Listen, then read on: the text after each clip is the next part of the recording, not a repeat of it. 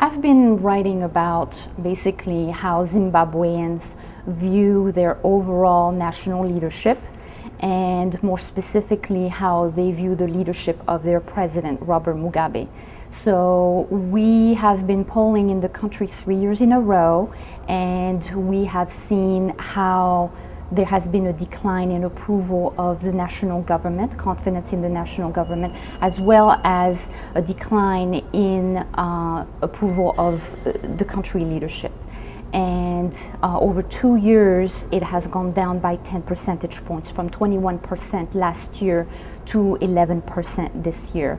And then when we asked a more pointed question about approval of the leadership of their president, Robert Mugabe, approval, and this was the first time we were asking the question there, approval is at 17%. So again, this is a nationally representative sample of all Zimbabweans, and only 17% of them approve of the leadership of Robert Mugabe. Basically, Mr. Mugabe claims that he won the election.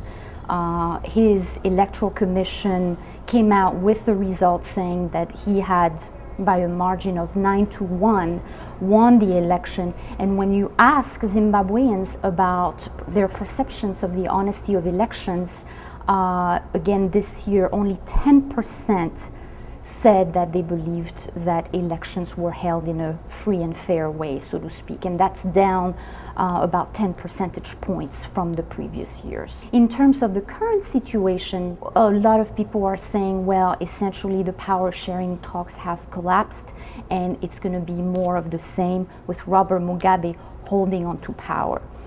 And this is something that, if you look back at the history of Zimbabwe, this has marked the country, essentially since he came to rule the country in 1980, and he always wanted to have a one-party rule. But with the system that you have in Zimbabwe, Robert Mugabe having basically a system of patronage politics, where he's using the military, the security forces to help him stay in power. Some people are even saying that it is a military junta actually running the show right now.